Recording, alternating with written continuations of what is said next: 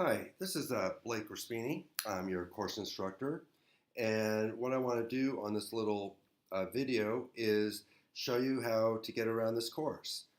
Many of you are new to Canvas. This is my first time using Canvas, and so um, I will have tried to sort of set up a format that will work and be convenient and easy for you to understand. So let me demonstrate. This is the home page that you always come to. Obviously, it has the link to the syllabus, which many of you have probably already read.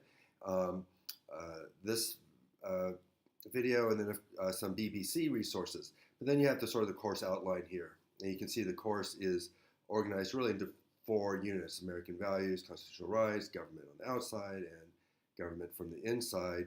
Each unit will end with an exam. You can also see when a couple other of the larger projects are due, something known as practicing democracy, and you have a research essay due near the end of the semester. So you can kind of keep track of where we are in the course, see what's coming up in terms of the big things.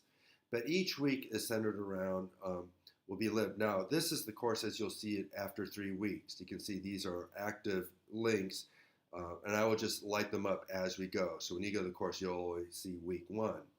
But let's just take a look at a typical week sheet. I'll just go to week 2 here, just show you what it looks like. So if you click on this, it brings you what's known as the week sheet. Every week sheet has some announcements, things that are coming up, a list of things you need to know for the exams, terms, and concepts, and then a list of analytical questions.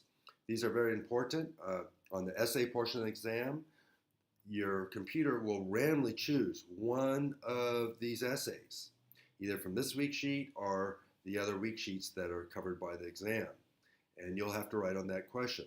So as you are reading the material for the week, you should have these in the back of your head, even take notes on them, so forth. Following the list of things you need to know, these are things you need to read or watch. There'll be videos and readings. Every week, most weeks I'll have a little video introduction to the material, and then every week there'll be a lecture. And these lectures are basically PowerPoints. And if you click on it, I'll show you, you can sort of see what it looks like. My internet's a little slow here, so it's just going to take a second to open.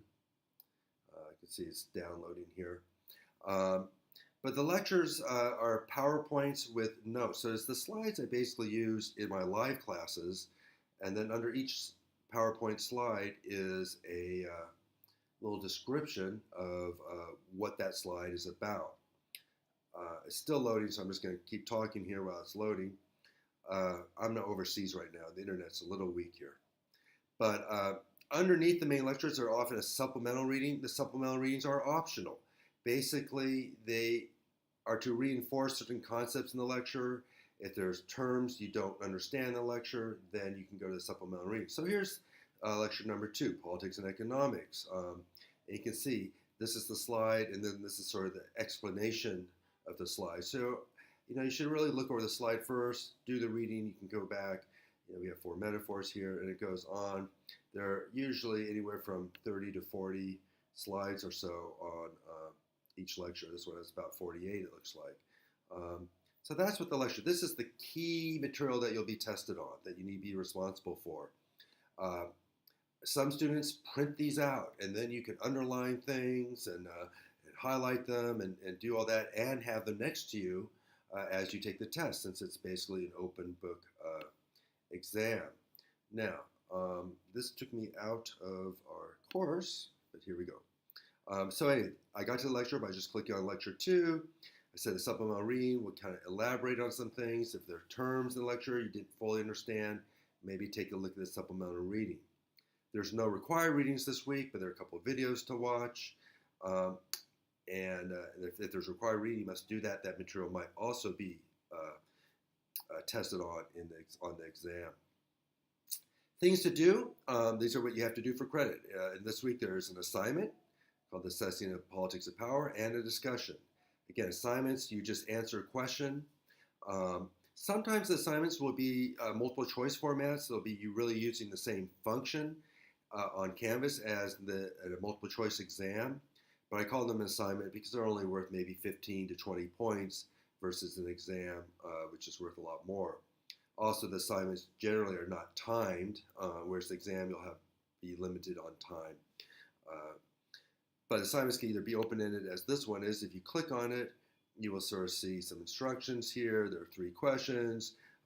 You can answer them, and there's a little box where you're right now it's not showing, but where you just click and you'll have a box where you can cut and paste something into or type directly into. If you want to just navigate back, you can see our discussion here. And again, here there's instructions.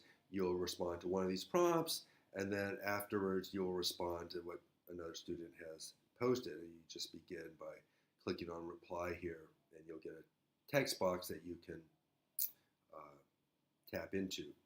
So let's go back. That's a week sheet. Every week sheet will look pretty much the same. Things to do, things to watch and read, things to know, and some announcements. So what else do you have here? If you go back to our home page, you can see all these week sheets, and they all light up as we go. Some other things can navigate here for the course. Announcements. Most announcements I put on the week sheet, but if something comes up at the last minute after I posted a week sheet, I can place an announcement here, and you'll get a indication that there's an announcement from your teacher, and you just click on that, and you'll be able to sort of see the announcements. If you want to go to the grades, you'll be able to see your grades. Now, these are the only things that are lit up. I will light up assignments as they are assigned. If you see a little bell here that's blocked out, that means I haven't graded it yet. That you may have done it, but I'm still working on the grades. So once I'm done with the entire class set, then I make the grades available to everybody. And that's really for anything that I have to hand grade. This assignment is actually a little multiple choice, and the computer will grade it automatically, so you can get your grade right away. And you can see the number of points you earned and how many points they're out of. And so you can keep track of your grade throughout the course on your own. You could look at the total here, but be careful. This might include things that are ungraded. So if you want to be real safe, tally up the number of points you could have earned versus how many you did earn, which will show here, and you can see your percentage using a calculator. But you can sort of see the exams are worth more points. So in the multiple choice section are 108 points. The essay right now, 4th, and you'll see that. So anyway, people, you can see all the classmates. You can text your classmates if you want to interact with them. You can text me. This is still just loading up, but there you are. You can just click on people. Anything you put there on your little bio will be made public to the class when you do your profile page. You can add a picture, as a couple of people have done here, which is kind of nice. Then I kind of can see who you're looking rather than just being a shadow. And I'll make sure my picture's up. I'm not sure I've added one yet myself. I think I'm on this list. Oh yeah, I got it. Okay, and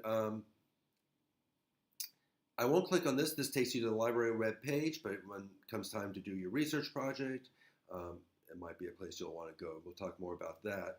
The modules page is really not so necessary for you, but you'll sort of see the week sheets here as they light up. But you can also access them directly from the home page. I just clicked on the home page, so you see it's pretty much a little redundancy there. And finally, quizzes. Again, you don't really need to use this link because you can access the quiz from each week sheet.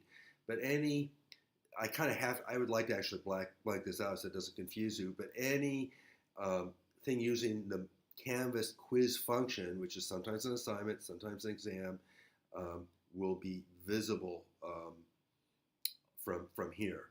But again, I think the way to keep track of things is just go by the week sheets, and you can sort of see, like if I go to week 3 here, and these are the things. The week sheet, everything is due. The week sheet becomes available on Monday, and everything will be due by midnight the following Sunday. So you have an entire week to hopefully read the lecture, be prepared, and then in this week you'll have an exam. You might have a discussion. Still working on that, and a little typo here, but a multiple choice section and an essay section of your exam. So as I said, you can just know, hey, this exam's due by midnight Sunday of this week here. That would be the 9th. So that is pretty much it. These are functions more for take you outside of class. Let me know this will take you to, well, Dashboard will take you to all your Peralta classes. And I'm not really using the calendar. I don't put dates on all my assignments. The date is always the things are due Sunday night by midnight of the week that we're working on. So that's pretty much it. Good luck, and feel free to text me if you have any further questions regarding any of this.